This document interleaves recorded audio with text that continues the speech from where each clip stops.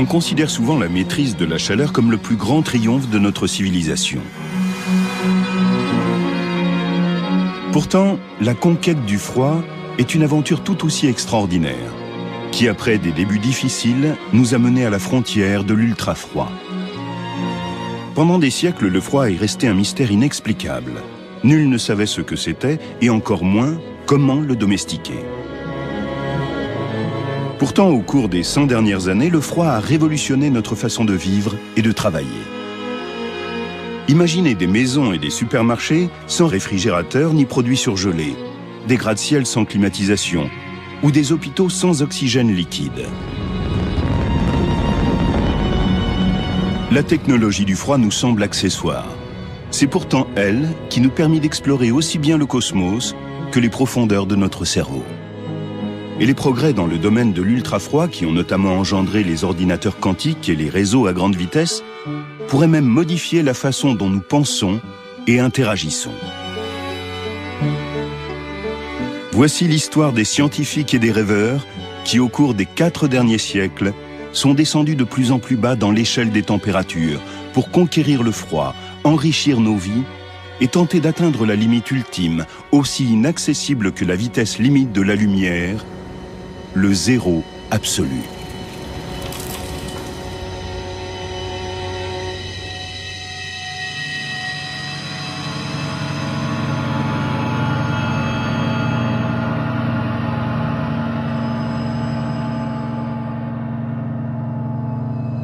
Le froid extrême a toujours occupé une place à part dans l'imaginaire collectif.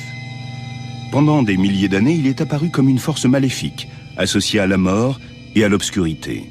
C'était un phénomène inexpliqué. Était-ce une substance, un processus ou un état particulier de la matière? Au XVIIe siècle, nul ne le savait. Mais à Londres, tout le monde pouvait ressentir ses effets lors des rudes hivers qui assaillaient la capitale. À l'époque, l'Angleterre traversait ce qu'on appelle la petite ère glaciaire, et il faisait extrêmement froid. Il faut imaginer un monde où on s'éclairait grâce au feu, et où les gens avaient froid quasiment tout le temps. Ils devaient ressentir le froid comme une présence, une sorte d'agent qui influait sur leur vie. Et ça s'accordait bien avec l'idée dominante que les philosophes avaient héritée des Grecs et d'Aristote des centaines d'années plus tôt. L'idée selon laquelle il y avait 2 éléments dans le monde, le chaud et le froid, qui fonctionnaient symétriquement et pouvaient se combiner ou se séparer.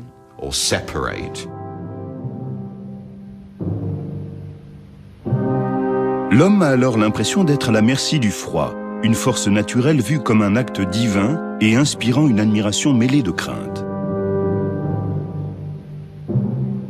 Quiconque tente de manipuler le froid le fait à ses risques et périls. Le premier à essayer est un alchimiste, Cornelius Drebbel. En 1620, par une chaude journée d'été, il invite le roi d'Angleterre, Jacques Ier, et son entourage à assister à un événement stupéfiant. Drebbel, qui est aussi le magicien de la cour, a parié avec le roi qu'il pourrait transformer l'été en hiver. Il va tenter de refroidir l'air dans la plus grande salle couverte du royaume, Westminster Hall.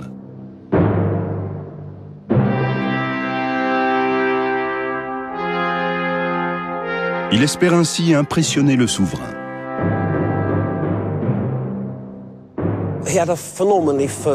Il avait un esprit extraordinairement fertile. C'était un inventeur né. Son univers était celui de l'alchimie, des machines à mouvement perpétuel, du temps, de l'espace, des planètes, de la lune, du soleil, de Dieu aussi, car il était très pieux. C'était quelqu'un pour qui la nature représentait tout un monde de possibilités.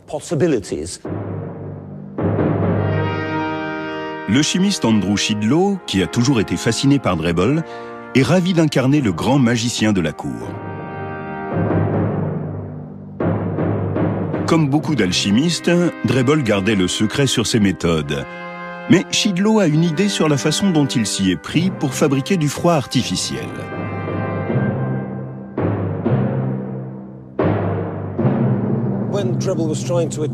Pour arriver à la température la plus basse possible, Drebbel savait que la glace était le point le plus froid qu'on peut normalement atteindre.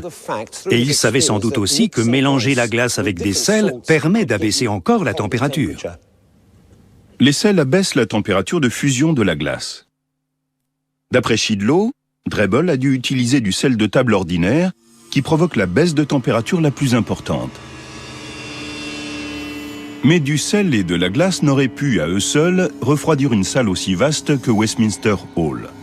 Drebbel aimait inventer des machines complexes, et Andrew Shidlow pense savoir comment fonctionnait celle de l'alchimiste.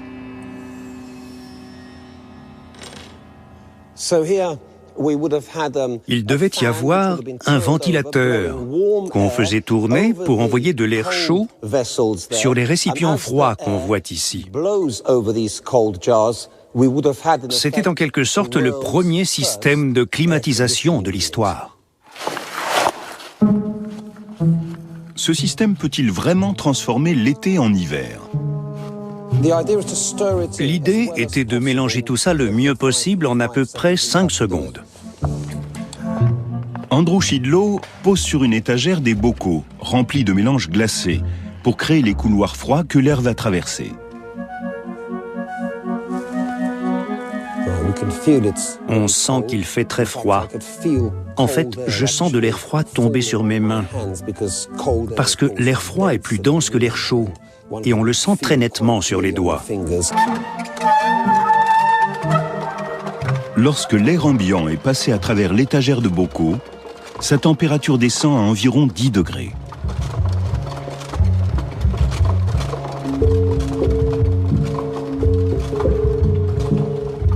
Comment le roi a-t-il réagi à cette rencontre avec le froid artificiel ? Il a certainement été saisi, dérouté. Peut-être même s'est-il demandé s'il fallait y voir la main de Dieu ou l'action de forces démoniaques. Et il est sûrement parti à la hâte en frissonnant de froid. Si Drebbel avait consigné son expérience, il aurait pu rester dans l'histoire comme l'inventeur de la climatisation. Mais il faudra attendre près de 3 siècles pour que cette idée prenne enfin son essor. D'une façon générale, la conquête du froid a intéressé des hommes préférant l'expérimentation aux actions d'éclat. L'un des premiers à appliquer la méthode scientifique est Robert Boyle. Boyle est obsédé par une question fondamentale. Qu'est-ce que le froid ? Fils du comte de Cork, un riche aristocrate, il met à profit sa fortune pour construire un grand laboratoire. Célèbre pour ses expériences sur la nature de l'air, Boyle devient aussi le premier maître du froid. Convaincu qu'il s'agit d'un sujet important mais négligé, il réalise des centaines d'expériences.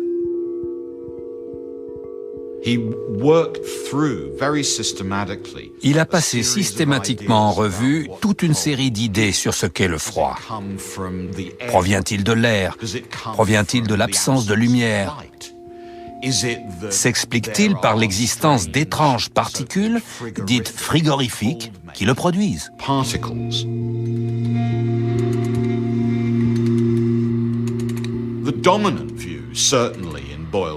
L'opinion la plus répandue à l'époque, une opinion qu'il avait entrepris de combattre, présentait le froid comme une substance primordiale.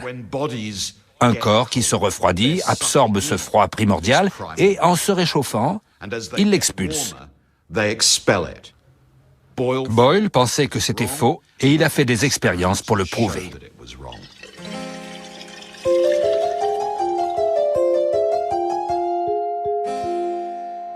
Boyle est intrigué par la façon dont l'eau se dilate quand elle se transforme en glace. Il veut savoir si cette augmentation de volume s'accompagne d'une augmentation de masse. Il pèse donc un baril d'eau, puis l'emporte dehors, dans la neige, où il le laisse geler toute la nuit. Son raisonnement est le suivant. Si une fois l'eau prise en glace, le baril pèse plus lourd, alors peut-être le froid est-il vraiment une substance.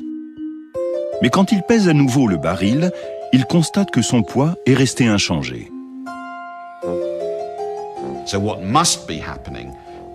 Il est donc évident pour lui que les particules d'eau s'éloignent les unes des autres, Voilà ce qui explique la dilatation, et non pas une substance extérieure qui pénétrerait dans le baril. De plus en plus convaincu que le froid n'est pas une substance, mais un phénomène en rapport avec les particules, Boyle repense à d'autres expériences qu'il a faites avec une pompe à air.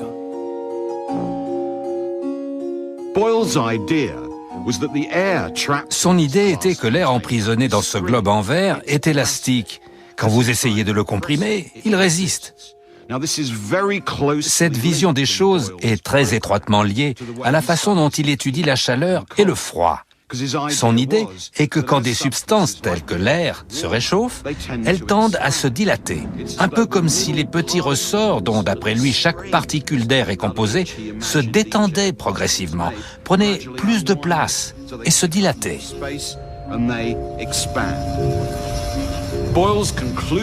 D'où sa conclusion que la chaleur est une forme de mouvement d'un type particulier et qu'en se refroidissant, les corps sont animés de mouvements de plus en plus faibles.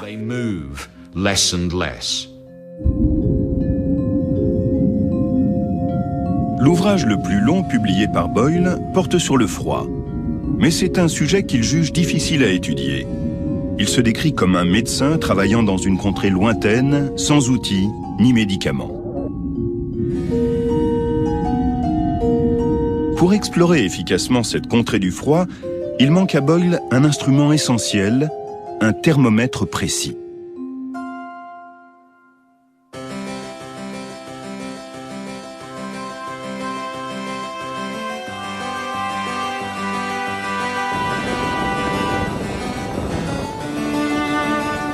Ce n'est qu'au milieu du XVIIe siècle que les souffleurs de verre de Florence commencent à fabriquer des thermomètres calibrés. Il devient alors possible de mesurer en degrés le chaud et le froid. Au lieu de mercure, on utilise de l'alcool bien plus léger. Les thermomètres mesurent plusieurs mètres de long et sont souvent enroulés en forme de spirale. Mais un gros problème subsiste encore, l'absence d'une échelle de température universelle.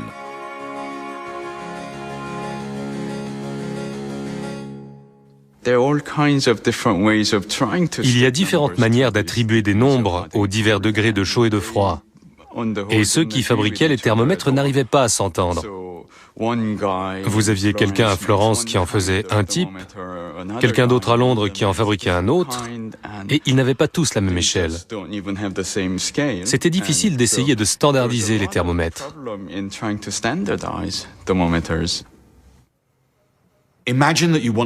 Imaginez que vous vouliez établir une échelle de température.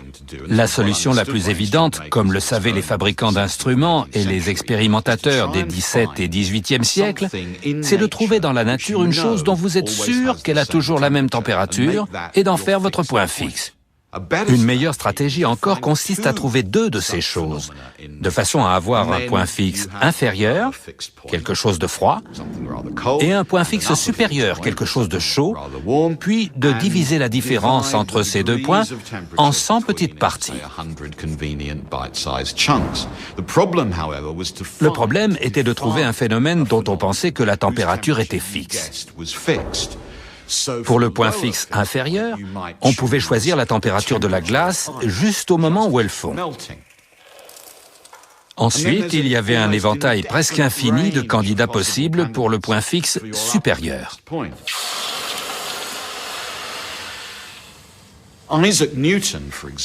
Isaac Newton, par exemple, a travaillé dur pour établir ce qu'il appelait une échelle de chaleur. Il a déterminé, par exemple, la température qu'on arrivait tout juste à supporter quand on plongeait sa main dans l'eau chaude. Ou alors la température sous l'aisselle, la température du sang, la température de la cire juste quand elle fond.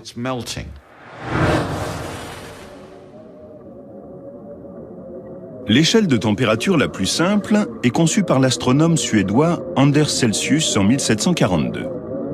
Il la divise en 100 parties et c'est elle qui reste la plus couramment utilisée de nos jours.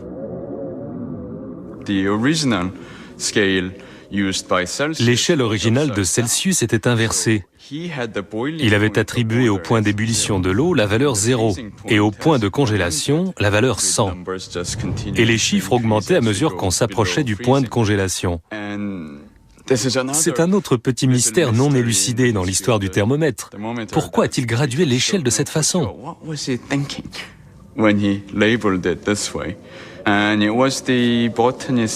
C'est le botaniste Linné, président de l'Académie suédoise des sciences, qui après quelques années a déclaré que c'était aberrant et qu'il fallait inverser les deux points pour obtenir ce que nous appelons aujourd'hui l'échelle Celsius.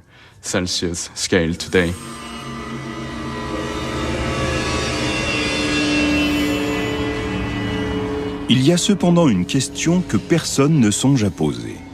Jusqu'où peut-on descendre ? Y a-t-il une limite inférieure absolue ?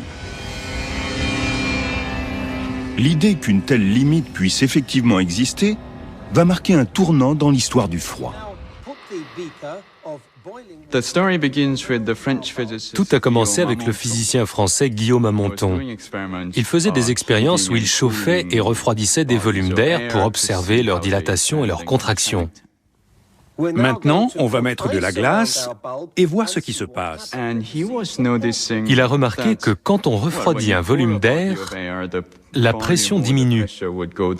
Et il s'est demandé ce qui se passerait s'il continuait à le refroidir.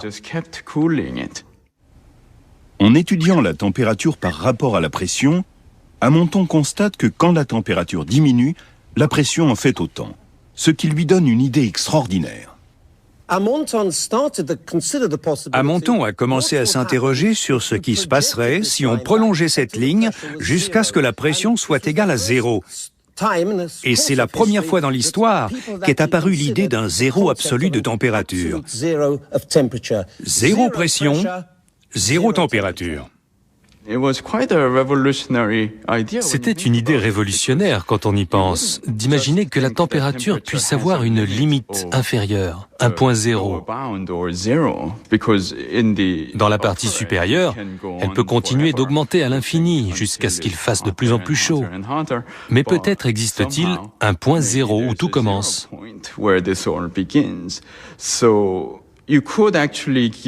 On pouvait calculer où se situerait ce point zéro. Amonton n'a pas fait ce calcul, mais d'autres l'ont fait plus tard, et ils ont obtenu une valeur qui n'était pas très éloignée de la valeur moderne, environ moins 273 degrés Celsius.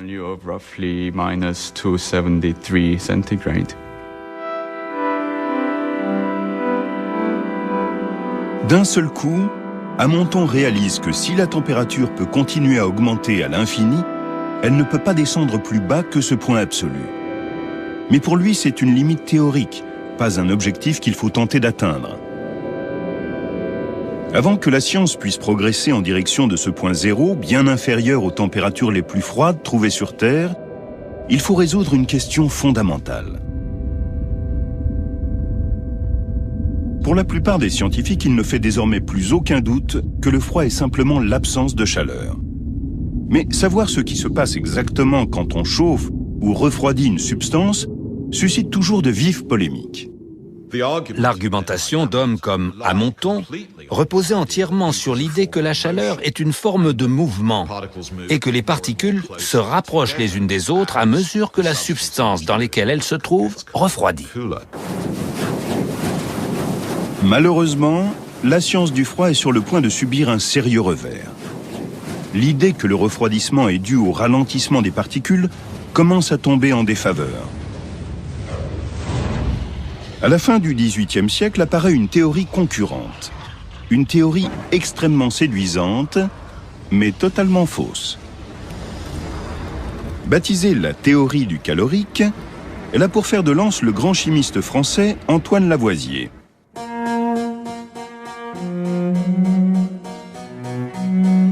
Comme la plupart des savants de son temps, Lavoisier est un riche aristocrate qui finance lui-même ses recherches.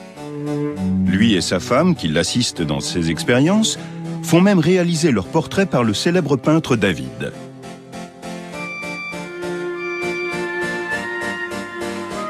Lavoisier réalise des expériences pour étayer l'idée que la chaleur est une substance, un fluide sans masse, qu'il appelle le calorique.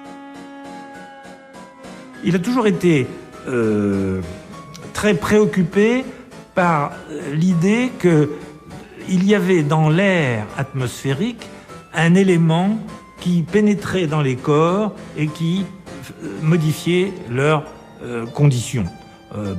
L'exemple le plus simple, c'est de dire que s'il y avait de la chaleur venant de l'air atmosphérique qui se projetait sur de la glace, la chaleur entrait dans la glace et la glace devenait de l'eau. Pour mesurer le calorique, Lavoisier conçoit un appareil auquel il donne le nom de calorimètre. Il remplit de glace le compartiment extérieur et réalise dans le compartiment intérieur des expériences générant de la chaleur et incluant parfois des animaux. Son but est de déterminer la quantité de calorique dégagée. Il recueille l'eau issue de la fusion de la glace et la pèse pour calculer la quantité de calorique générée.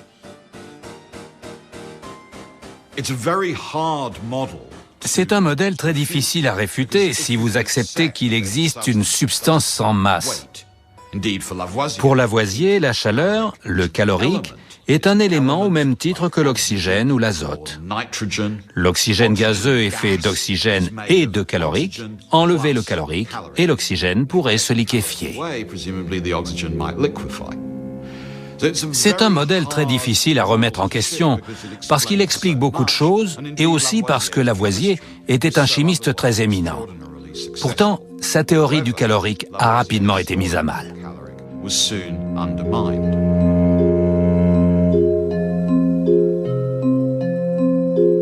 Un homme est convaincu que Lavoisier se trompe et il est déterminé à réduire à néant la théorie du calorique. Son nom, le comte Rumford.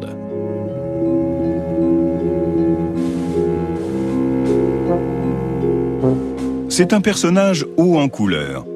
Né en Amérique, il a espionné pour le compte des Anglais pendant la Révolution américaine et après avoir été forcé à l'exil, est devenu ministre de l'électeur de Bavière.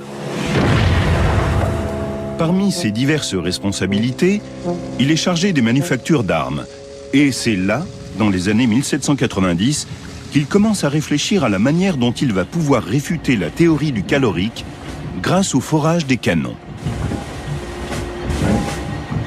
Rumford a remarqué que la friction produite par le forage d'un canon générait beaucoup de chaleur. Il décide de faire des expériences pour la mesurer. Il modifie la machine pour qu'elle produise encore plus de chaleur en l'équipant d'un foret émoussé dont l'extrémité est immergée dans l'eau.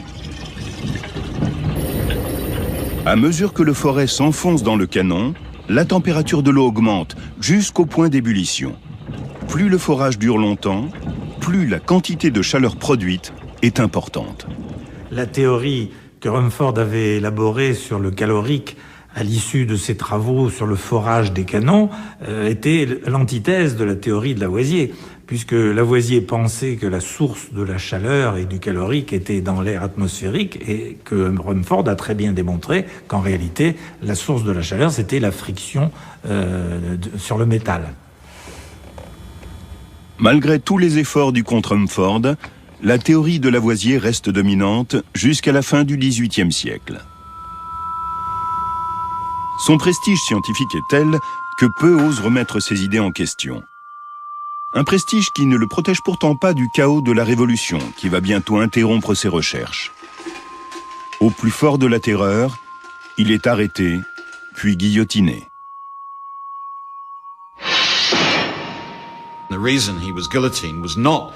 Il n'a pas été guillotiné à cause de ses recherches scientifiques, mais parce qu'il faisait partie des fermiers généraux chargés de collecter les impôts, et que rien n'était plus impopulaire qu'un collecteur des impôts.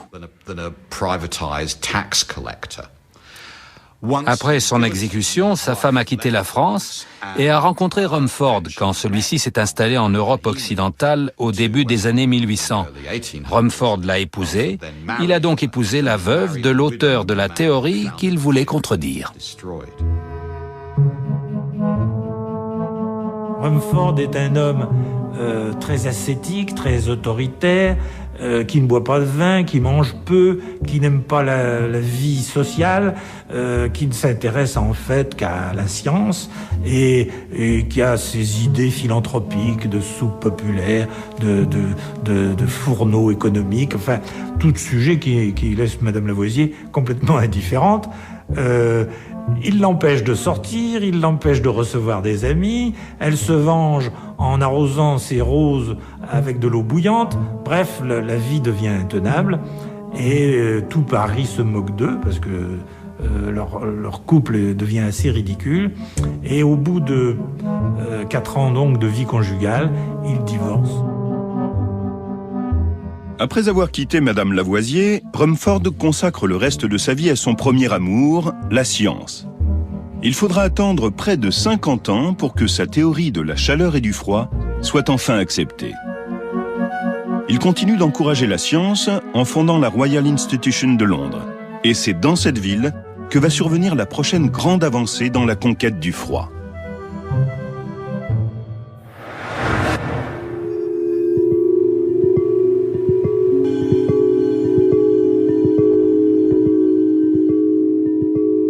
En 1823, Michael Faraday, un jeune et brillant savant qui deviendra célèbre pour ses travaux sur l'électricité et le magnétisme, réalise par hasard une expérience qui va faire reculer la frontière du froid et entamer la descente vers le zéro absolu.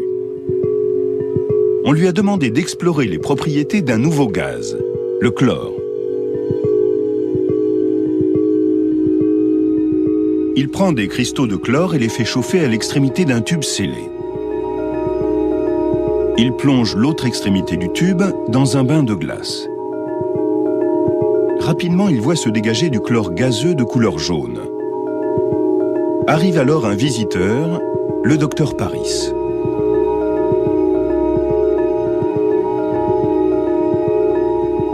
Celui-ci lui fait remarquer la présence d'une substance huileuse au fond du tube. Curieux d'en savoir plus, Faraday décide d'ouvrir le tube. Mal lui en prend. Sous la pression, le tube explose et le liquide huileux disparaît mystérieusement. Le lendemain, Faraday reconstitue ce qui s'est passé. L'augmentation de la pression à l'intérieur du tube fermé a provoqué la liquéfaction du gaz. Par la suite, il utilise la même technique pour liquéfier de l'ammoniac. Il constate que lorsqu'on libère la pression, le liquide s'évapore et la température baisse fortement. Il prédit qu'un jour, ce phénomène de refroidissement sera peut-être utile. Il y a de fortes raisons de croire que cette technique de refroidissement à l'ammoniac sera utilisée avec succès pour conserver des substances animales et végétales à des fins alimentaires. L'idée d'utiliser l'ammoniac comme réfrigérant est très en avance sur son temps, et Faraday n'est guère intéressé par l'exploitation commerciale.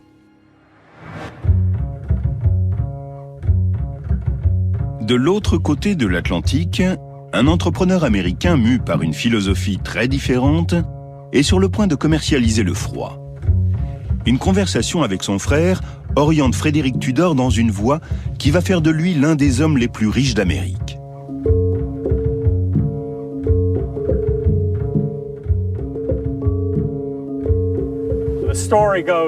L'histoire raconte que pendant le dîner, ils étaient en train de se demander ce qui pourrait leur rapporter de l'argent dans la ferme de leur père. Il y avait des tas de cailloux, mais personne ne paierait pour ça. Alors ils ont pensé à la glace, dont certaines régions étaient dépourvues. L'idée paraissait folle, mais elle s'est avérée payante. Tudor commence à collecter de la glace sur les étangs de la Nouvelle-Angleterre. Et il se rend vite compte qu'il a besoin d'instruments spécialisés pour répondre à la demande. Il y avait de nouvelles scies qui représentaient une nette amélioration par rapport aux vieilles scies à bois, parce que leurs dents étaient aiguisées des deux côtés et elles coupaient lors des deux mouvements de va-et-vient. Une équipe dégageait un étang d'1,5 hectare en 2 jours.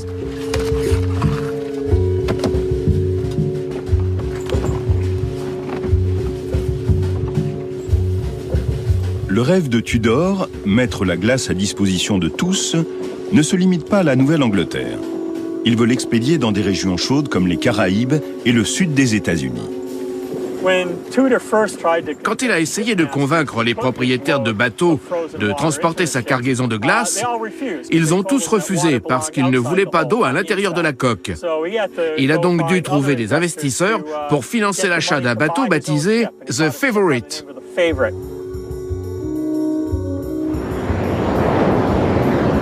La Nouvelle-Angleterre devient le réfrigérateur du monde. Des cargaisons de glace partent vers les Caraïbes, l'Amérique du Sud et l'Europe. Tudor atteint même l'Inde et la Chine. Regardant les coupeurs de glace travailler sur l'étang de Walden, l'écrivain Henri Thoreau s'émerveille de penser que l'eau où il se baigne parcourt la moitié du globe pour finir dans la tasse d'un philosophe des Indes orientales. Rapidement surnommé le roi de la glace, Tudor commence à utiliser des chevaux et des armées d'ouvriers pour exploiter des volumes de plus en plus importants et faire face à une demande croissante. Dans la seconde moitié du XIXe siècle, l'industrie de la glace finit par employer des dizaines de milliers de personnes.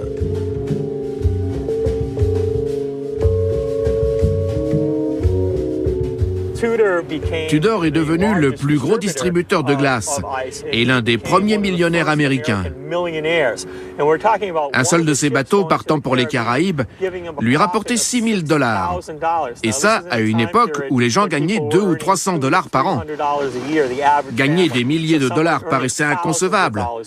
Même en perdant 20% de la glace pendant le voyage, les bénéfices étaient colossaux.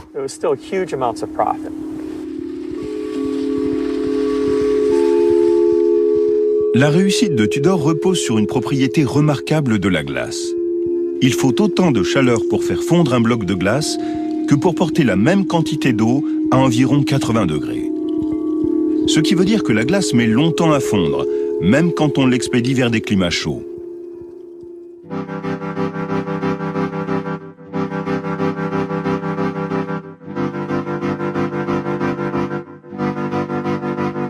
Ce qui a débuté comme une petite entreprise familiale devient un commerce mondial. Frédéric Tudor a réussi à industrialiser le froid de la même manière que les grands pionniers de la vapeur ont domestiqué la chaleur.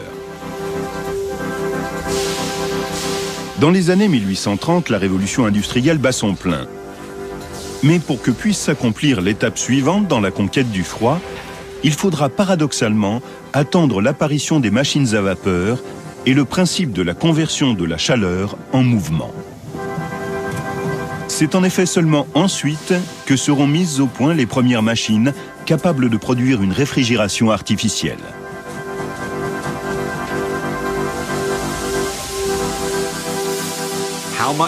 Combien de travail utile pouvez-vous tirer d'une certaine quantité de chaleur ? Au début des années 1800, cette question était devenue le problème économique le plus important d'Europe.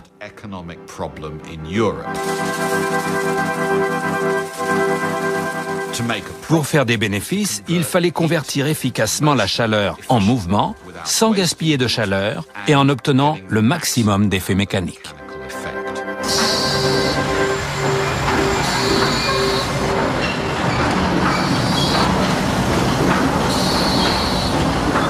Le premier à s'attaquer réellement au problème est un jeune ingénieur français, Sadi Carnot.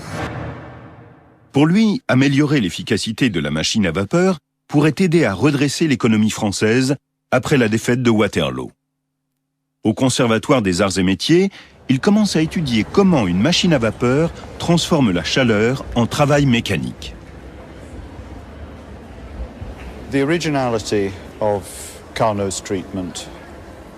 L'originalité de la démarche de Carnot, selon moi, a été de montrer que pour extraire de l'énergie, du travail, d'une machine à vapeur, il faut une source de haute température, la chaudière, et une source de basse température, le condensateur.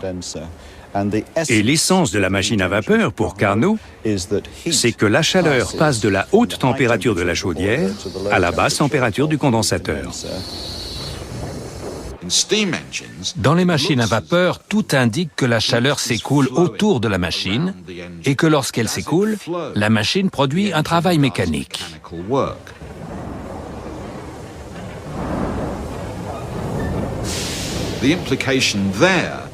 La conséquence, c'est que la chaleur n'est ni consommée ni détruite. On la fait simplement circuler et elle produit un travail. On peut donc établir une analogie entre la chaleur d'une machine à vapeur et l'eau d'un moulin à eau. C'est l'écoulement de la chaleur qui fait que la machine à vapeur fonctionne.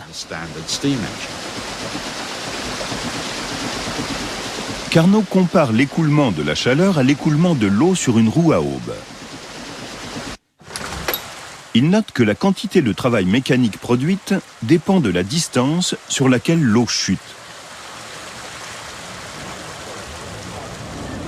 L'idée nouvelle, c'est que la machine à vapeur fonctionne de la même manière, sauf que cette chute est une chute de température entre la partie la plus chaude et la plus froide de la machine. Plus la différence de température est importante, plus on produit de travail. Carnot expose cette idée dans un livre écrit pour le grand public. Au lieu d'être salué par la communauté scientifique comme un ouvrage de référence, celui-ci est donc largement ignoré. Voici ce livre, la seule publication de Carnot, Réflexions sur la puissance motrice du feu, de 1824. Un petit livre de 118 pages, tiré à 600 exemplaires seulement, et passé pratiquement inaperçu de son vivant. 20 ans après sa publication, le physicien écossais William Thomson veut absolument s'en procurer un exemplaire. Il se trouve ici à Paris et passe un temps fou à aller voir les libraires, à aller voir les bouquinistes, installés sur les quais de la Seine, en leur demandant le livre. Mais tous lui répondent qu'ils n'en ont jamais entendu parler.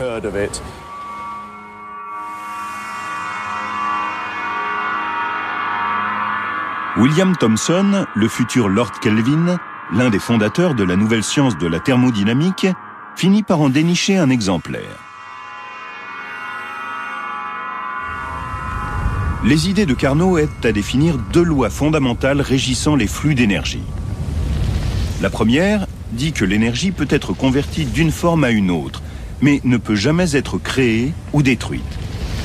La seconde énonce que la chaleur ne s'écoule que dans une seule direction, du chaud au froid.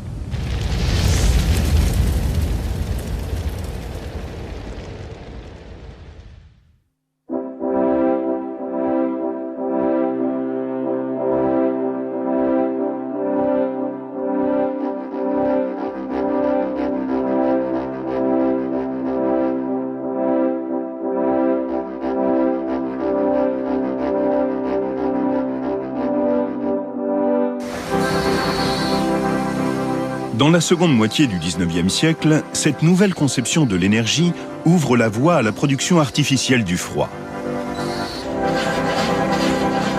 Tout cycle de réfrigération est basé sur l'écoulement de la chaleur du chaud au froid, qu'il s'agisse d'un réfrigérateur ou d'une machine à glace fonctionnant à vapeur.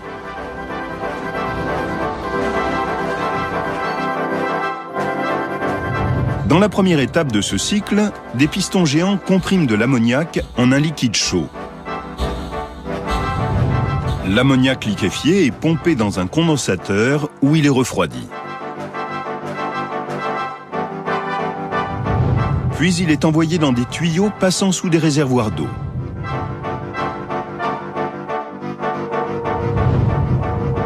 Au cours de l'étape suivante, l'ammoniac liquide s'évapore et la température diminue. À mesure que l'ammoniac absorbe la chaleur de l'eau environnante, les réservoirs d'eau se transforment en blocs de glace. Dans les années 1880, de nombreuses villes américaines possèdent des fabriques comme celle-ci, qui peuvent produire 150 tonnes de glace par jour. Pour la première fois, la glace artificielle menace le commerce de la glace naturelle, lancé par Frédéric Tudor. L'appétit des Américains pour la glace est insatiable. Abattoirs, brasseries et entrepôts de nourriture en font une importante consommation. Une fois débitée à la chaîne dans les abattoirs de Chicago, la viande est expédiée en train dans des wagons de marchandises refroidis par des blocs de glace. Livestock on its way to the great meat packing centers of the nation, to markets everywhere. Food of every sort, safely and quickly delivered in refrigerator cars. De New York à Los Angeles, les restaurants peuvent désormais servir de la viande fraîche à des milliers de kilomètres des centres d'élevage. Les fruits et les légumes deviennent disponibles hors saison et le régime alimentaire urbain s'améliore, faisant des citadins américains les gens les mieux nourris au monde. Et pour qu'on puisse tout garder au frais chez soi, le livreur vient recharger les glacières lors de sa tournée hebdomadaire.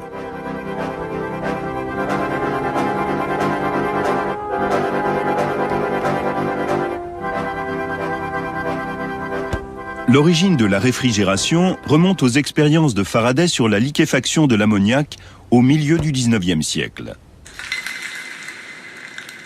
Faraday cherche en fait à descendre plus bas dans l'échelle des températures en liquéfiant de nouveaux gaz. Il atteint moins 130 degrés, puis reste bloqué, car certains des gaz les plus courants ne se liquéfient pas. Il finit par abandonner ce domaine de recherche. Pendant plus de 30 ans, personne ne parvient à descendre au-delà de moins 130 degrés. Et le zéro absolu reste un but inaccessible.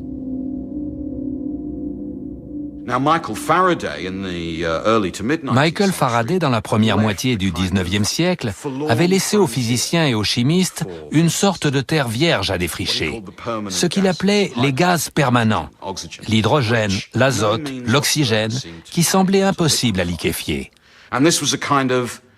C'était comme un no man's land infranchissable. Le défi pour les savants de la fin du 19e était de transformer ces gaz en liquide.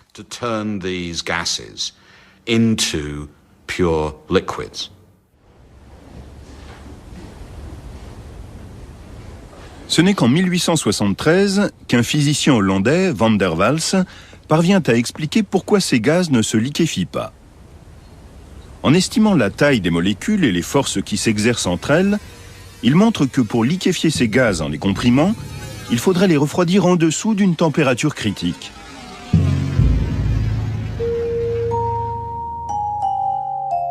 Il a expliqué, du moins en théorie, comment liquéfier ce qu'on appelle les gaz permanents.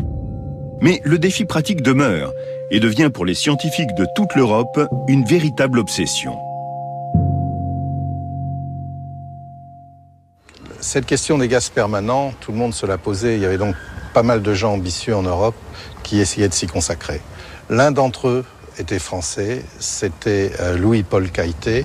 Il était directeur d'une petite usine de métallurgie à Châtillon-sur-Seine qui fabriquait des chaînes. Cailletet est le premier à liquéfier l'oxygène. Il en fait la démonstration devant d'éminents physiciens à l'École normale à Paris. Désireux d'être reconnu en tant que scientifique, il est ravi d'apprendre qu'il a été nommé pour être élu à l'Académie des sciences.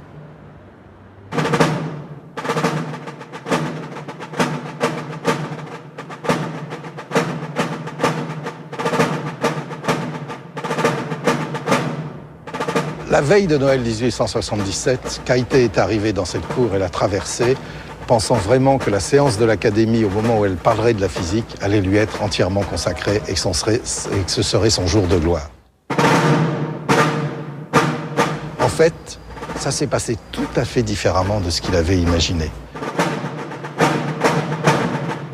Quand on est arrivé à la physique, le représentant à Paris d'une compagnie suisse s'est levé et a dit « Je viens de recevoir un télégramme de M. Raoul Pictet qui annonce qu'il a réussi hier la liquéfaction de l'oxygène. » Surprise de Cailletet qui se trouvait en quelque sorte volé de son succès et était obligé de le partager avec quelqu'un d'autre.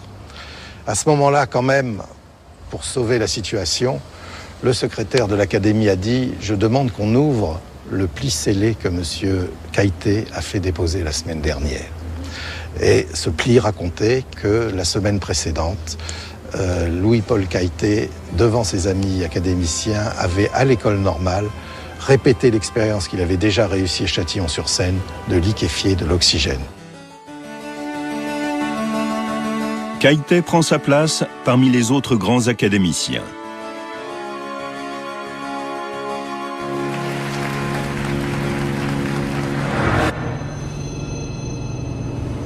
Après avoir liquéfié l'oxygène, il liquéfie l'azote, atteignant ainsi un nouveau record, moins 196 degrés.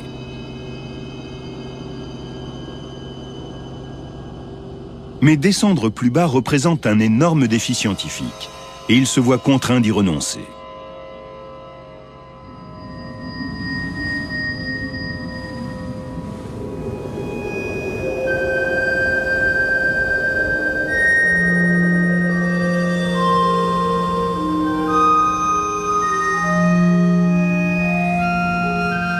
À la fin du XIXe siècle, les grands explorateurs pénètrent de plus en plus profondément dans les régions les plus froides de la Terre, les pôles Nord et Sud.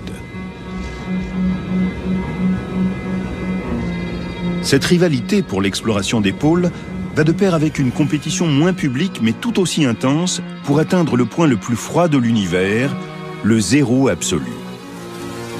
Un point dépourvu de toute forme d'énergie thermique.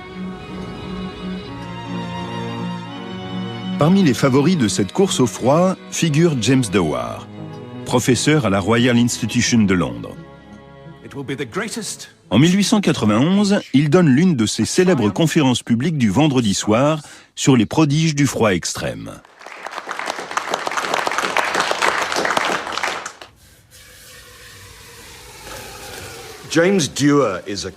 Dewar est un scientifique écossais astucieux, très ambitieux, à l'esprit très pratique. Il arrivait vraiment à montrer, tant à ses collègues qu'aux spectateurs payants qui venaient écouter ses conférences brillantes, certains des secrets de la nature.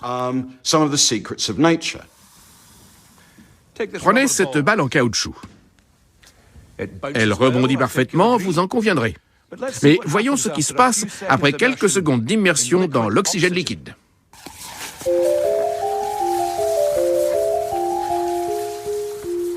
Pour réaliser ses recherches, Dewar invente le vase sous vide qui porte toujours son nom. Maintenant, voyons ce qui va se passer.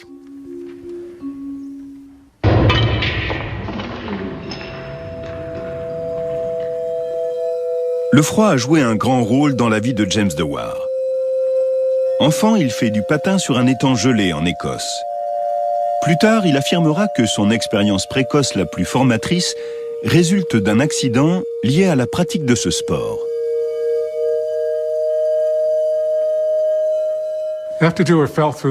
Après être passé à travers la glace, Dewar a été secouru, mais une fois ramené chez lui, on a découvert qu'il souffrait de rhumatisme articulaire aigu et il est resté alité 8 mois. Comme ses membres menaçaient de s'atrophier, le menuisier du village l'a fait bricoler pour faire travailler ses membres, en particulier ses mains. Et entre autres, il a fabriqué un violon. Il a acquis ainsi des compétences mécaniques qui lui ont servi plus tard quand il a dû concevoir des machines. «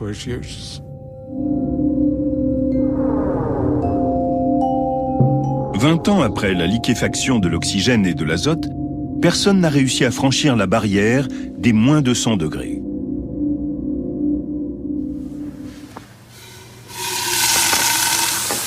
Il faut tout le génie et la ténacité de Dewar pour concevoir un appareil capable de liquéfier le gaz suivant.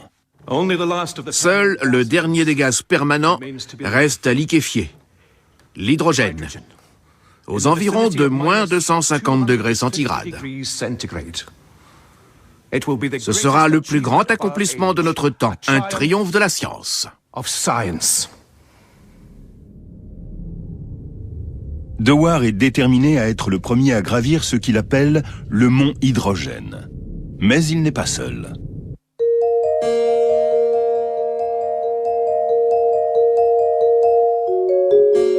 Son rival le plus redoutable est un brillant néerlandais, Heike Kamerlingh-Onnes. Kamerlingh-Onnes était plus jeune que Dewar et il éprouvait un certain respect pour son aîné. Dewar, lui, ne nourrissait pas des sentiments aussi chaleureux envers son rival dans la course au froid. Dewar est conscient que Kamerlingh-Onnes a une nouvelle conception de la science et qu'il projette de construire un laboratoire de dimension industrielle. Quand Onnes a pris la tête du laboratoire de physique de Leyde, il n'avait que 29 ans. Il a prononcé son allocution inaugurale ici, dans la salle de conférence de l'Académie à l'université de Leyde. Tout était dans ce discours. Il expliquait quoi faire dans les années à venir. Il parlait de liquéfier des gaz pour rendre les physiciens hollandais célèbres à l'étranger. Il avait une vision à long terme étonnante.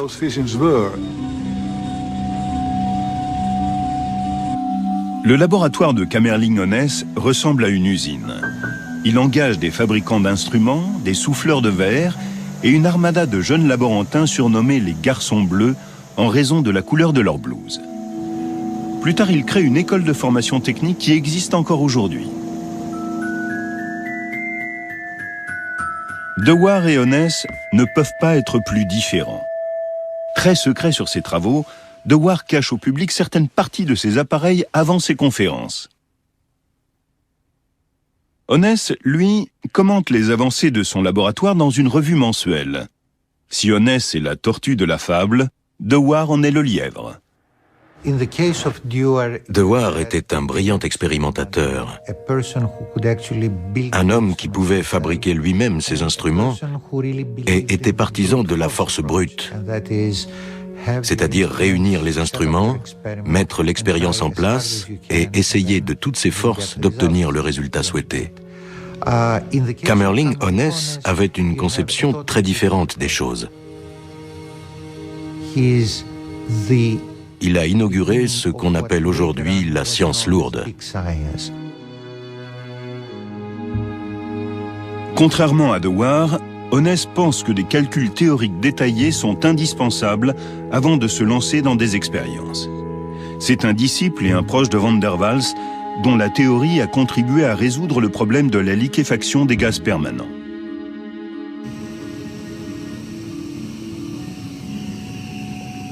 Si leur approche est différente, Onnes et Dewar utilisent un procédé similaire pour tenter de liquéfier l'hydrogène. Leur idée est de descendre par étapes en utilisant plusieurs gaz en cascade qui se liquéfient à des températures de plus en plus basses. Quand on comprime le premier gaz, puis qu'on le laisse se détendre dans un serpentin plongé dans un réfrigérant, il se liquéfie. Le gaz liquéfié pénètre dans le vase suivant, où il sert de réfrigérant au deuxième gaz. Une fois comprimé et détendu, ce deuxième gaz se liquéfie et tombe à une température encore plus basse. Le deuxième liquide refroidit à son tour le gaz suivant, et ainsi de suite. Étape par étape, les gaz liquéfiés deviennent de plus en plus froids. Chacun permet d'abaisser suffisamment la température du suivant pour que celui-ci se liquéfie. Au final, c'est l'hydrogène qui est refroidi. L'idée étant de le soumettre à une pression énorme, 180 fois supérieure à celle de l'atmosphère, et de le libérer brusquement à travers une valve. L'expérience doit provoquer une énorme chute de température, suffisante pour transformer l'hydrogène gazeux en hydrogène liquide, à moins 252 degrés, soit seulement 21 degrés au-dessus du zéro absolu. Et c'était ça qui était risqué, parce que l'appareil atteignait des températures très basses, ce qui le fragilisait et le rendait facilement cassable. En même temps, les pressions auxquelles il était soumis devenaient extrêmement élevées, d'où un risque d'explosion. Il a pris des risques considérables, aussi bien pour lui-même, par son courage, c'était un lion, que pour son entourage.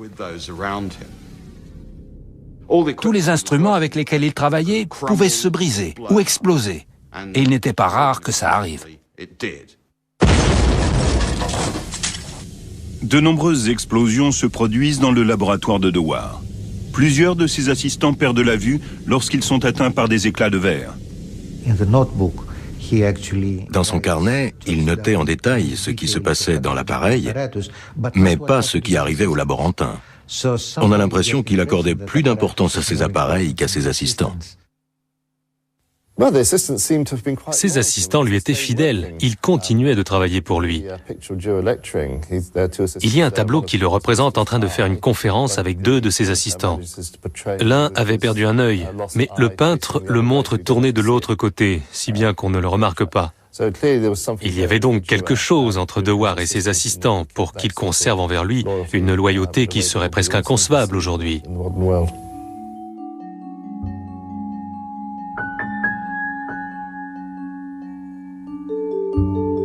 À Leyde, Onès est aux prises avec les autorités municipales, si inquiète à la perspective d'une explosion qu'elles ordonnent la fermeture de son laboratoire.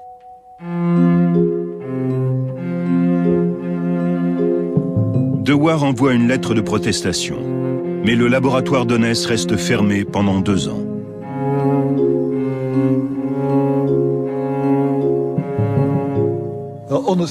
Onès a dû attendre encore et encore et encore. Dewar commençait déjà à liquéfier l'hydrogène et Onès possédait les appareils pour le faire aussi, mais il ne pouvait pas s'en servir et a perdu la bataille avant même qu'elle commence.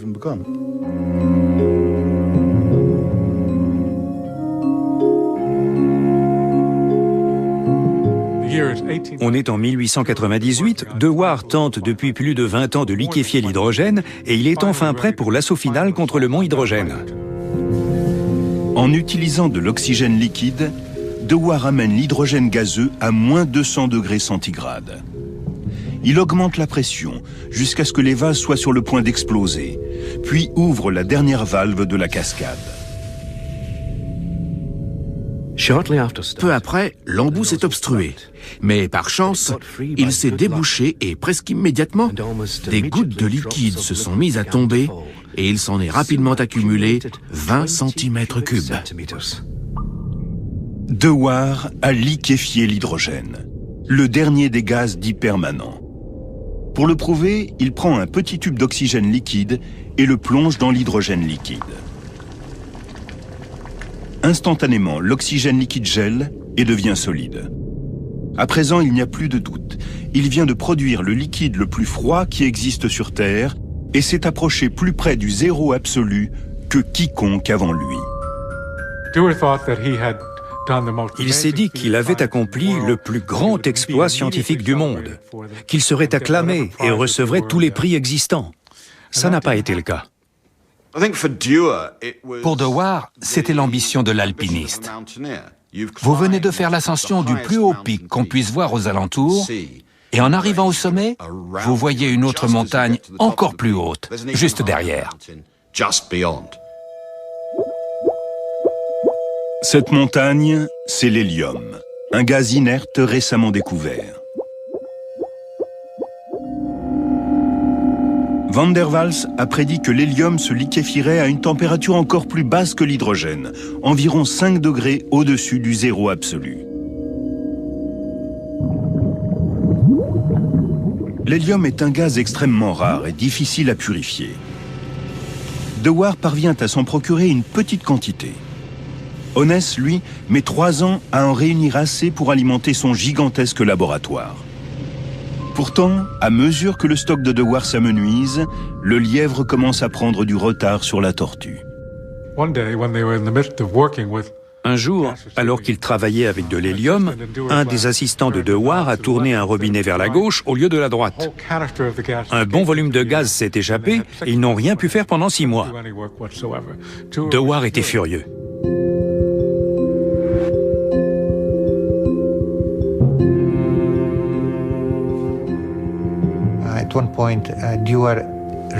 Au bout d'un moment, Dewar écrit à Onès pour lui annoncer qu'il se retire de la course, que les problèmes de liquéfaction de l'hélium sont tels qu'il n'y arrivera pas.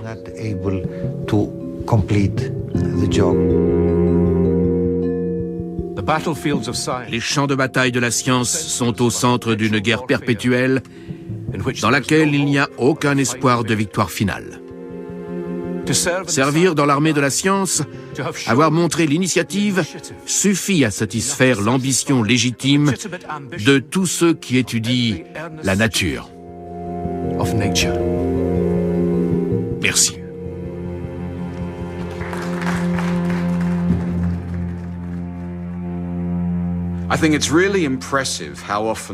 Il est intéressant de voir que les scientifiques sont souvent mus par l'esprit de compétition, par le désir d'être le premier. Et ce qui est vraiment fascinant dans la course au zéro absolu, c'est que l'objectif se déplace au fur et à mesure. En science, la course ne vise pas un objectif prédéterminé. Une fois que vous l'avez atteint, vous ne dites pas « l'histoire est finie et le rideau tombe ». Au contraire, vous découvrez des choses auxquelles vous ne vous attendiez pas. La nature est astucieuse, comme aurait dit Einstein, et elle ne cesse de poser de nouveaux défis que ceux qui avaient pris le départ de la course n'avaient pas prévus.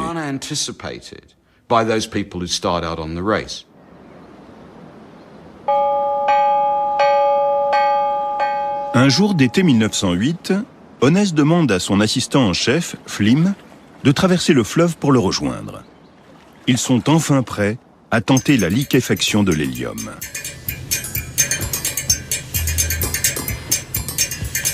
Le 10 juillet à 5h45 du matin, toute l'équipe se réunit au laboratoire.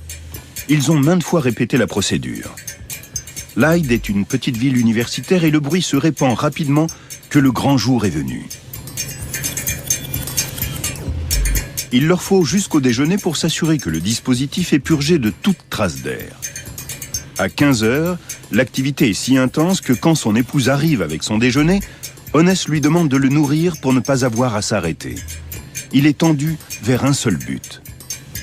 À 18h30, la température commence à tomber au-dessous de celle de l'hydrogène liquide. Il se fait tard et l'équipe en est à sa dernière bonbonne d'hydrogène. S'ils ne parviennent pas à liquéfier l'hélium maintenant, ils vont devoir attendre des mois avant de pouvoir réessayer. L'indicateur de température est bloqué à 5 degrés au-dessus du zéro absolu et Onnes ne sait pas pourquoi.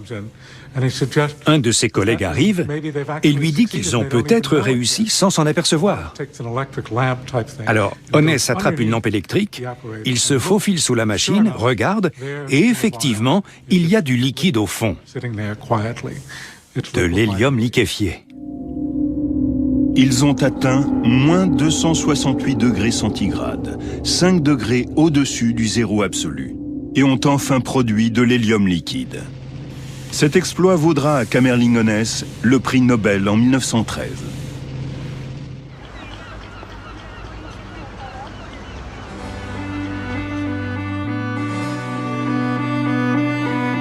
À cette époque, la technologie du froid connaît un succès planétaire qui dépasse largement les frontières de la science. Dans les foyers, la glacière d'antan est remplacée par le réfrigérateur et le congélateur électrique qui transforment la vie quotidienne.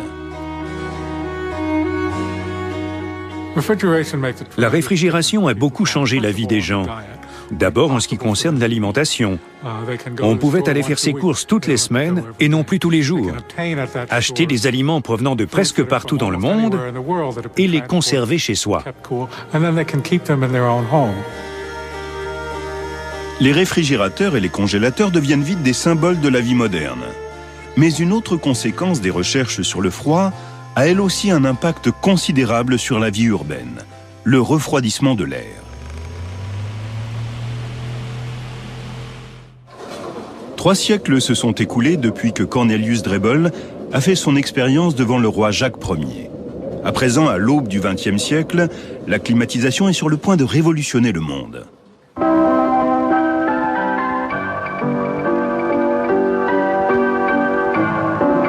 Les cinémas comptent parmi les premiers bâtiments à utiliser l'air conditionné. Et dans les années 1920, les spectateurs s'y pressent en été pour échapper à la chaleur.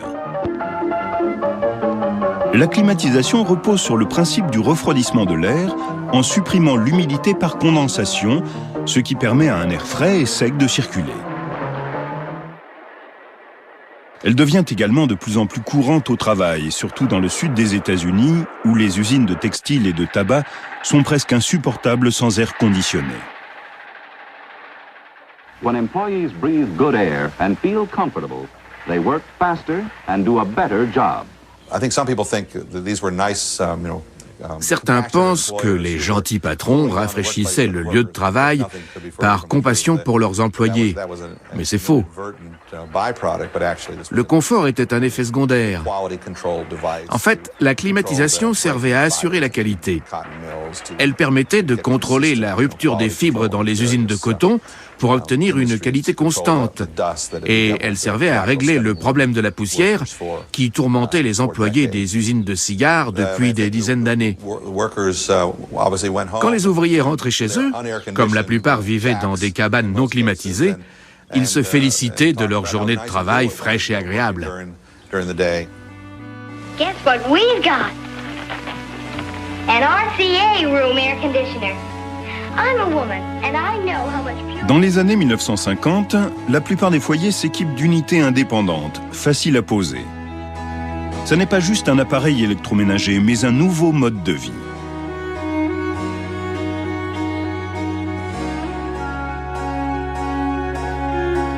La maîtrise du froid transforme la vie urbaine. La réfrigération aide les villes à s'étendre vers l'extérieur, en permettant aux habitants de vivre à grande distance des centres de ravitaillement. La climatisation permet aussi aux villes de gagner en hauteur. Au-delà de 20 étages, la force des vents oblige à garder les fenêtres fermées. Avec les climatiseurs, il devient possible de construire des gratte-ciel de 100 étages.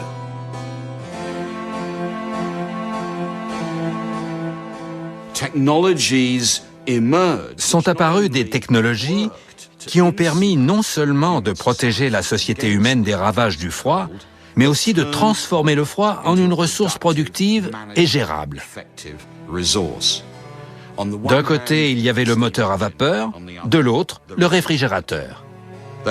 Ces deux grands symboles du 19e siècle ont complètement transformé la société et l'économie de la planète. Tout ça fait partie de ce qu'on pourrait appeler la commercialisation du froid. Transformer cet élément malfaisant qui inspirait la crainte en une force naturelle exploitable.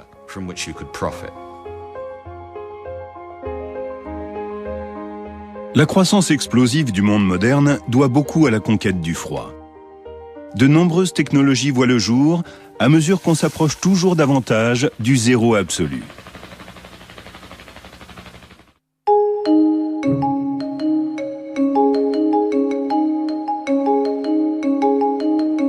C'est le cas notamment à Leyde, quand Kamerlingh Onnes et son équipe se mettent à étudier la conductivité électrique à très basse température. Ils remarquent qu'à environ 4 degrés au-dessus du zéro absolu, toute résistance au passage du courant disparaît subitement. La résistance électrique chutait comme si elle tombait d'une falaise. Elle diminuait régulièrement, puis elle disparaissait, ou presque. C'était stupéfiant. Personne n'avait jamais rien vu de tel. Il n'y avait rien sur Terre qui ait une résistance électrique nulle. Par la suite, Onnes invente un mot nouveau pour décrire cet étrange phénomène, la supraconductivité.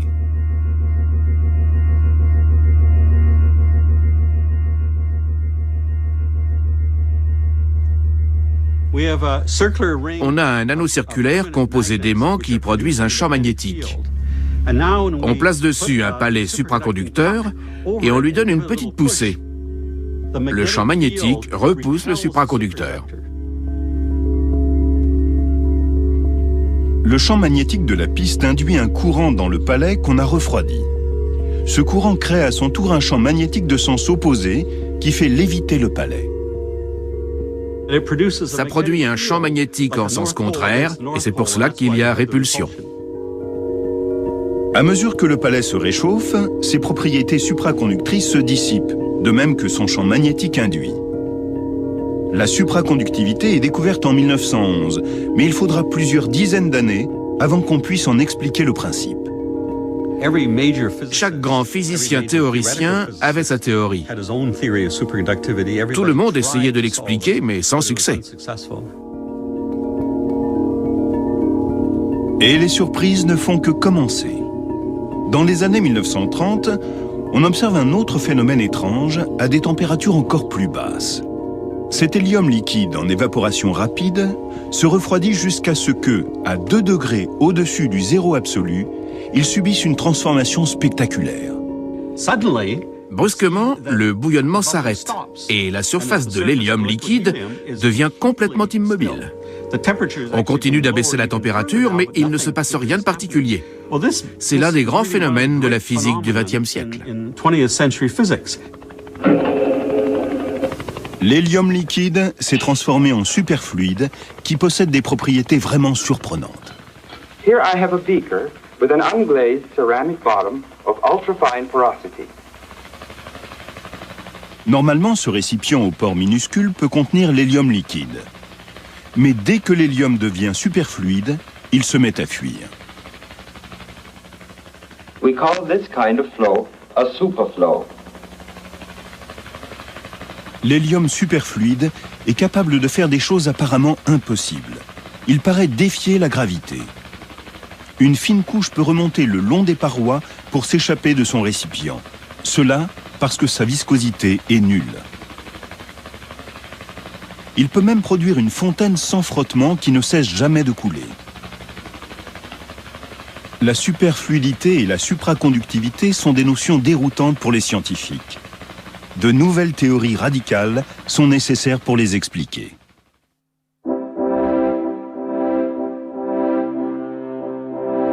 Dans les années 1920, la théorie quantique semble le meilleur espoir pour pouvoir comprendre ces étranges phénomènes. Elle suppose que les atomes ne se comportent pas toujours comme des particules individuelles. Parfois, ils fusionnent et se comportent comme des ondes.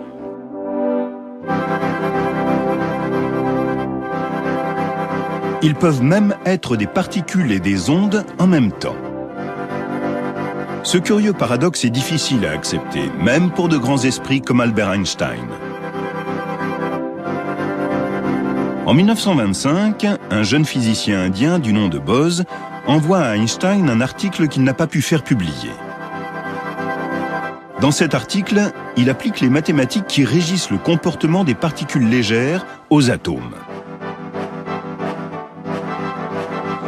Séduit par cette idée, Einstein entreprend des calculs supplémentaires. Il prédit qu'en descendant à de très basses températures, une fraction au-dessus du zéro absolu, il sera possible de produire un nouvel état de la matière obéissant aux principes quantiques. Cet état ne sera ni solide, ni liquide, ni gazeux.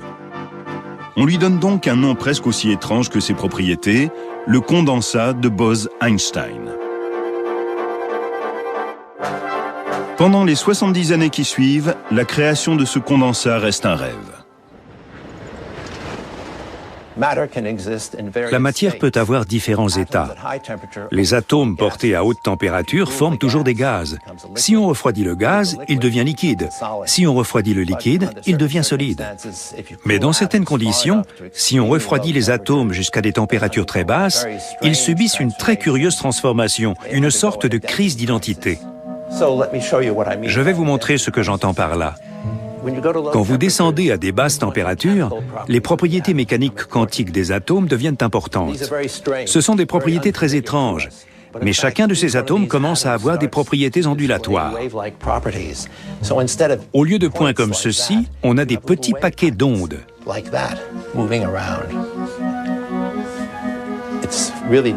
Il est très difficile d'expliquer pourquoi, mais c'est ce qui se passe. Maintenant, à des très basses températures, ces paquets d'ondes deviennent de plus en plus longs. Et soudain, si on les refroidit suffisamment, ils commencent à se chevaucher. À ce moment-là, le système se comporte non pas comme des particules individuelles, mais comme des particules qui ont perdu leur identité. Elles ont l'impression d'être partout. Ce petit paquet d'ondes ici est incapable de dire s'il est celui-ci, ou celui-là, ou celui-là, ou celui-là. Il est là, là et là. Ils sont tous réunis dans un seul grand ensemble quantique. Ils se chevauchent tous, ils font tous la même chose. Disons, pour en donner une bonne approximation, qu'ils sont tout simplement au repos. Ce condensat de Bose-Einstein est très difficile à imaginer. Je peux imaginer ce que c'est que d'être un atome en train de se déplacer librement, de rebondir, d'aller parfois vite, parfois lentement. Mais dans le condensat de Bose, je suis partout à la fois. J'ai perdu mon identité. Je ne sais plus qui je suis. Je suis au repos et tous les autres atomes sont au repos, sauf qu'il n'y a pas d'autres atomes autour de moi. Nous formons un seul grand système quantique. On ne trouve rien de semblable en physique, ni dans l'expérience humaine. Le simple fait d'y penser suscite en moi l'émerveillement et la confusion.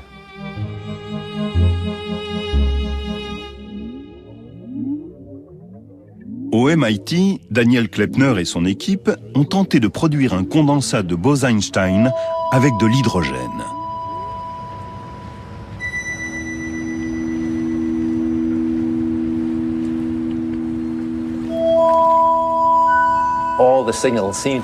Tout semblait indiquer que l'hydrogène était l'atome idéal pour la condensation de Bose-Einstein. C'était une expérience visionnaire. Il fallait que nous refroidissions l'hydrogène 1000 fois plus que cela n'avait jamais été fait et obtenir des densités 1 million de fois supérieures à ce qui avait jamais été obtenu. Ça a été une période frustrante parce que nos méthodes étaient si complexes que nous avions du mal à progresser.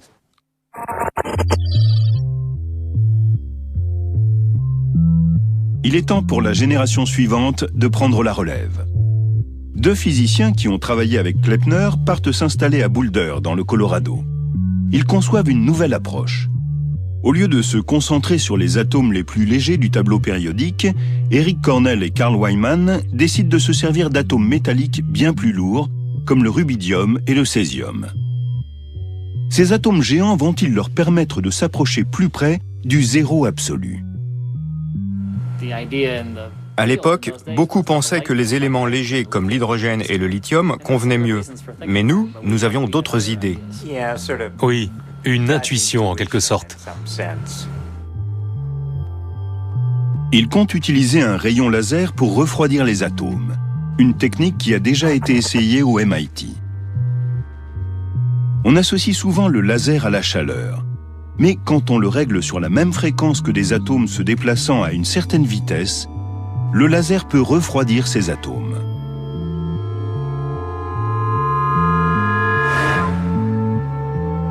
Quand le flot de particules lumineuses frappe les atomes voulus dans un nuage de gaz, ceux-ci ralentissent et deviennent donc plus froids.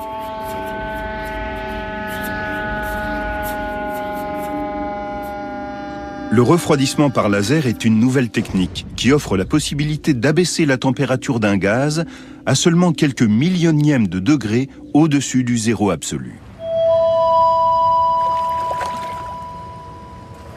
Cornell et Wieman ne sont pas les seuls à être enthousiasmés par cette perspective. Un nouveau chercheur a fait son entrée au MIT.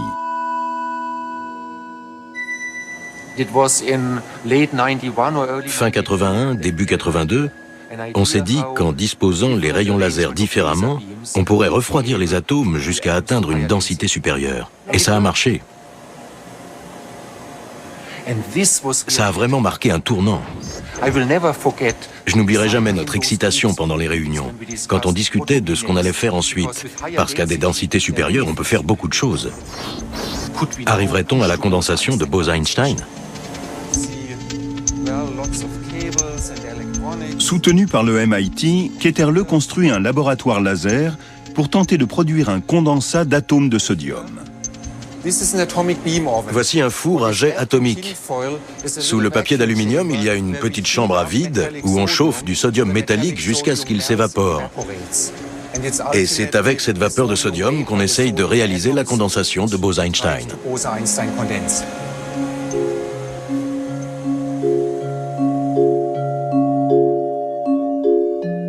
Le MIT, Boulder et plusieurs autres laboratoires poursuivent le même objectif. Cela rappelle la course pour produire de l'hélium liquide près d'un siècle plus tôt.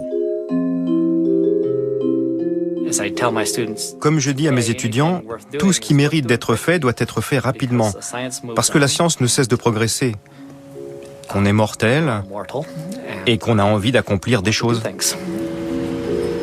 Tandis que le MIT s'équipe de coûteux lasers industriels, Carl Wieman adopte une démarche différente. Durant toute ma carrière de physicien expérimental, j'ai toujours pensé que la technologie jouait un grand rôle. Imaginer une meilleure façon de réaliser une expérience est payant à long terme pour la physique. Parfois, il démontait de vieux télécopieurs pour récupérer les composants qui produisent le laser. Et il les mettait dans un appareil qu'il bricolait lui-même pour faire de la spectroscopie et du refroidissement par laser. Voici notre premier piège magnéto-optique. C'est un appareil en verre dans lequel on pouvait envoyer des rayons laser depuis toutes les directions et piéger quelques-uns des atomes qu'on voulait refroidir.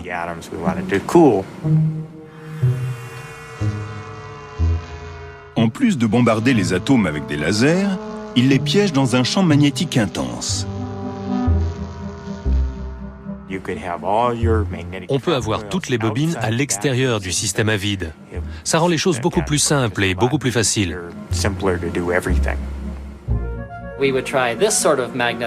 On testait divers types de pièges magnétiques, d'imagerie ou de refroidissement. Tout ce qu'on pouvait faire sans être obligé de reconstruire une nouvelle chambre à chaque fois.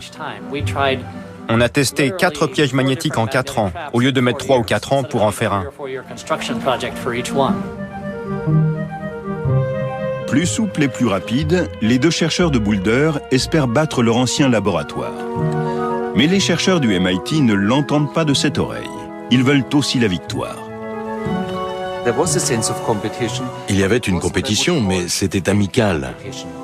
Imaginez 2 sportifs qui suivent les mêmes entraînements, qui s'entraident, qui échangent même des conseils.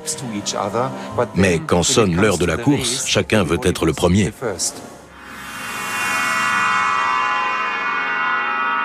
Tous utilisent le piégeage magnétique et le refroidissement par laser. Mais pour s'approcher au plus près du zéro absolu et amener les atomes de gaz à l'état quantique prédit par Einstein, une autre technique est nécessaire, le refroidissement par évaporation. C'est comme ce café. La vapeur qui se dégage est composée des molécules les plus chaudes, et elles emportent plus que leur part d'énergie. Dans le cas des atomes, on les conserve dans une sorte de bol magnétique. Ils se déplacent à l'intérieur, et les plus chauds ont assez d'énergie pour remonter le long de la paroi et tomber en dehors en emportant avec eux bien plus que leur part d'énergie.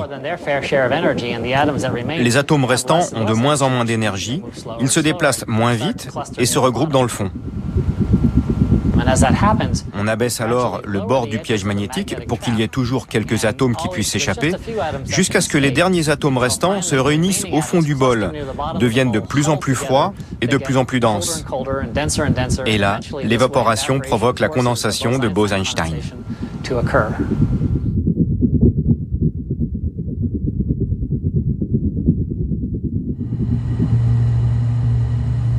La course pour produire le fameux condensat s'intensifie.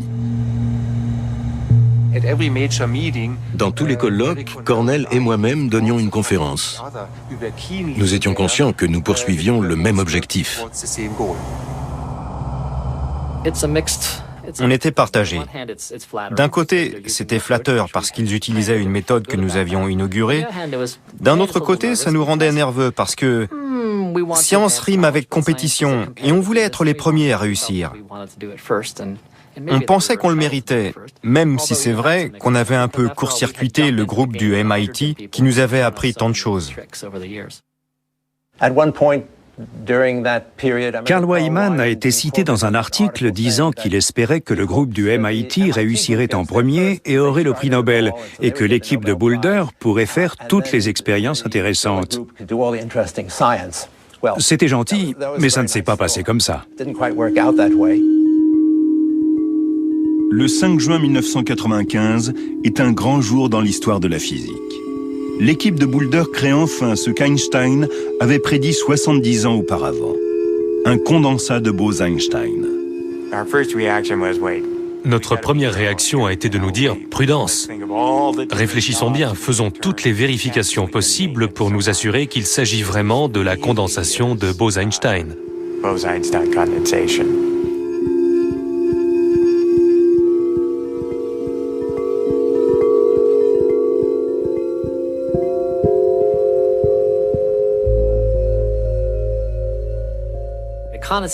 Un condensat, c'est comme un vampire. S'il est touché par le soleil, il meurt. Son domaine est celui de l'obscurité. Mais on peut le prendre en photo en flashant le faisceau laser très vite. En mourant, le condensat projette une ombre qui est capturée sur la pellicule. Wyman et Cornell ont créé un condensat de Bose-Einstein à partir d'un nuage de 3000 atomes de rubidium. C'est le premier condensat de l'univers, pour autant qu'on le sache. Ils atteignent une température située à 170 milliardièmes de degrés au-dessus du zéro absolu. La première chose à savoir sur le condensat de Bose-Einstein, c'est que c'est très froid. Dans cette pièce, la température est bien supérieure au zéro absolu. Si la température de la pièce est représentée par Londres, à des milliers de kilomètres, et si ici à Boulder c'est le zéro absolu, la température la plus froide qui soit, à quelle distance le condensat est-il du zéro absolu? Si Londres est la température ambiante et que le zéro absolu se trouve là où je suis, la condensation de Bose-Einstein n'est séparée du zéro absolu que par l'épaisseur d'une mine de crayon.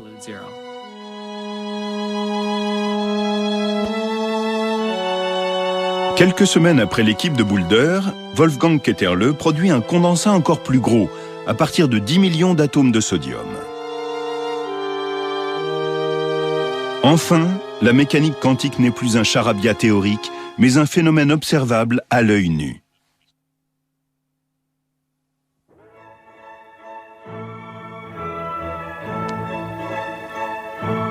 Wyman, Cornell et Ketterle se partagent le prix Nobel de physique en 2001. À propos du prix Nobel et de la cérémonie, ce dont tout le monde se souvient, c'est qu'Eric a oublié de s'incliner devant le roi. Oui, j'ai enfreint le protocole. Et je n'ai aucune excuse, parce qu'on nous avait préparé, on nous avait montré comment s'incliner devant le roi, mais j'ai réussi à tout gâcher au dernier moment.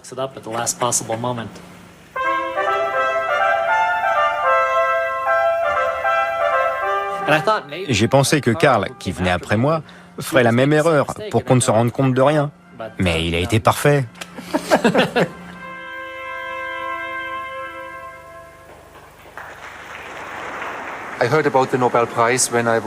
J'ai été prévenu pour le prix Nobel par un coup de fil à 5h30 du matin. Vous vous levez, vous décrochez et quelqu'un vous dit « Félicitations, vous avez gagné le prix Nobel ». Vous êtes fatigué, votre cerveau fonctionne au ralenti, mais vous vous rendez compte que c'est énorme. Vous ressentez de la fierté pour le MIT, pour vos collaborateurs, pour vous-même. C'est merveilleux de voir que votre travail est reconnu de cette façon.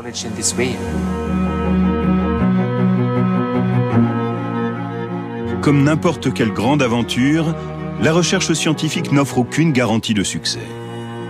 Mais pour le père des atomes ultra-froids, la persévérance a fini par payer. Après 20 ans de tentatives pour obtenir un condensat dans l'hydrogène, Daniel Kleppner est enfin arrivé au but. Pendant quelques brefs instants, son rêve est devenu réalité. Nous étions ravis, tout le monde était ravi. On travaillait là-dessus depuis si longtemps. C'était un peu gênant d'avoir été à l'origine de tout ça et d'avoir travaillé d'arrache-pied sans succès et de voir d'autres réussir. Alors, quand on a réussi à notre tour, tout le monde était heureux.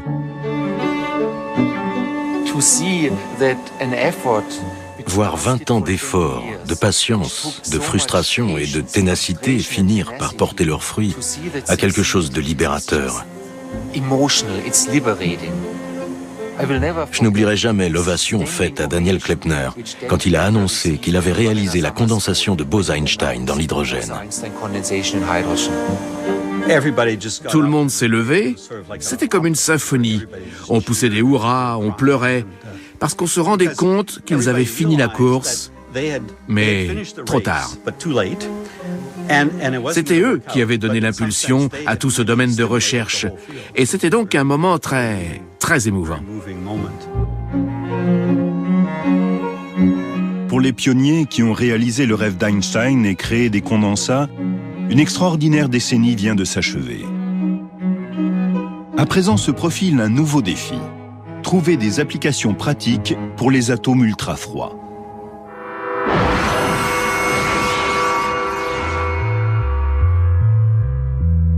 Les bénéfices d'une avancée scientifique mettent parfois longtemps à s'imposer. Beaucoup avaient prédit qu'au XXIe siècle, la Terre serait sillonnée par des lignes à haute tension supraconductrices et des trains maglev à grande vitesse. Aujourd'hui, alors que les ressources énergétiques de la planète s'amenuisent, ces technologies à basse température, autrefois considérées comme coûteuses, vont peut-être prendre leur essor. À présent, c'est la nature quantique de la frontière du froid qui captive l'imagination. Des appareils quantiques super refroidis permettent de suivre l'activité magnétique du cerveau. Et les atomes froids sont transformés en ordinateurs quantiques. Je suis ingénieur quantique, je manipule des atomes. Pour fabriquer un ordinateur avec des atomes, il faut faire en sorte que les atomes enregistrent l'information, puis la traitent. Pourquoi fabriquer des ordinateurs quantiques? Parce que c'est cool, que c'est amusant et qu'on peut le faire. Vous prenez des atomes, et si vous leur demandez gentiment, ils font des calculs. C'est très amusant. Vous avez parlé à un atome récemment, c'est génial. Apprenez à leur parler, et ils vous répondront.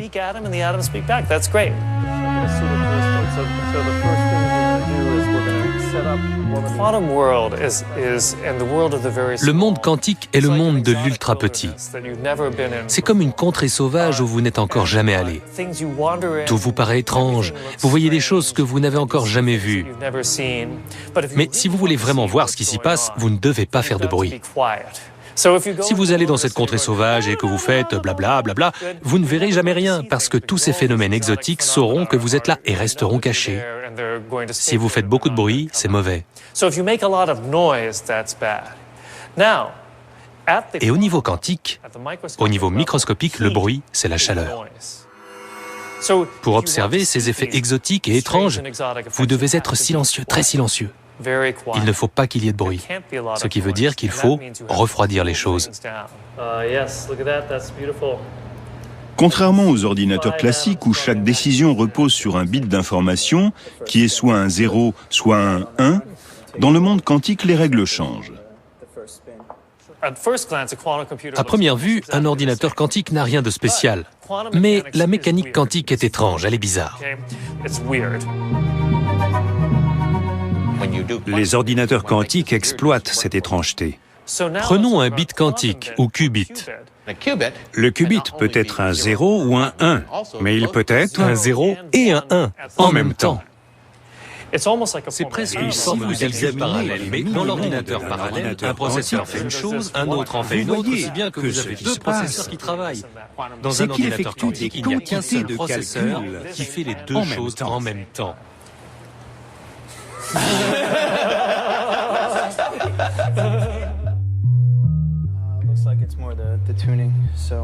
Dans ce vase de Dewar géant, il y a un prototype d'ordinateur quantique entouré d'un aimant supraconducteur à très basse température. À l'avenir, le calcul quantique pourra servir à prédire des interactions quantiques.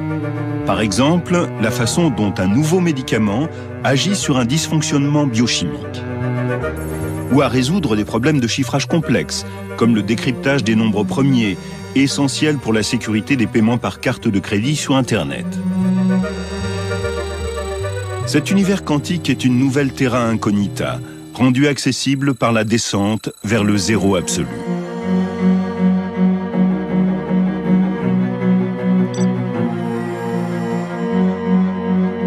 La science a accompli un remarquable voyage vers des contrées inconnues, bien au-delà des limites étroites de la Terre. Sur l'échelle Kelvin des températures, qui débute à 0 pour le zéro absolu, la température du Soleil est d'environ 5000 K. À 1000 K, les métaux fondent. À 300 K, on atteint la température d'une pièce ordinaire. L'air se liquéfie à 100 K. L'hydrogène à 20 et l'hélium à 4. L'espace intersidéral est à 3 K au-dessus du zéro absolu. C'est l'endroit le plus froid qui existe en dehors des laboratoires. Mais la descente ne s'arrête pas là. Avec les réfrigérateurs ultra-froids, la virgule décimale se déplace de 3 crans pour atteindre quelques millièmes de K. Avec le refroidissement par laser, elle se déplace de 3 crans supplémentaires pour arriver à 1 millionième de K, soit la température d'un condensat de Bose-Einstein. Et avec le refroidissement magnétique, elle se déplace d'encore 3 crans. C'est la température la plus basse jamais enregistrée qui a été atteinte dans un laboratoire d'Helsinki, 100 picokelvin, ou 1/10 de milliardième de K au-dessus du zéro absolu. Sera-t-il possible de descendre un jour jusqu'au bout pour atteindre le but ultime, 0 K? Arriver au zéro absolu est difficile. Personne n'est jamais arrivé à 0,000 avec un nombre infini de zéros. Le dernier infime fragment de chaleur est de plus en plus difficile à extraire. Et le temps qu'il faut pour l'extraire devient plus long à mesure que la quantité d'énergie impliquée diminue. Si bien que pour y arriver, il faudrait un temps aussi long que l'âge de l'univers, et aussi un appareil de la taille de l'univers, mais ça c'est une autre histoire.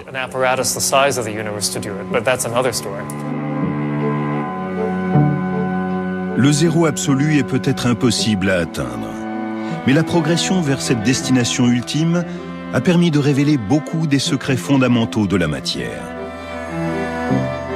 Si notre passé a été marqué par la domestication de la chaleur, notre avenir réside peut-être dans la poursuite des efforts pour conquérir le froid.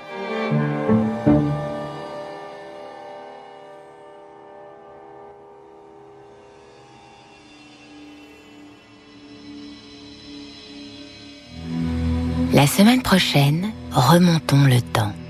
L'objectif ? Découvrir qui furent ces derniers Romains qui vécurent à Sagalassos jusqu'au 7e siècle.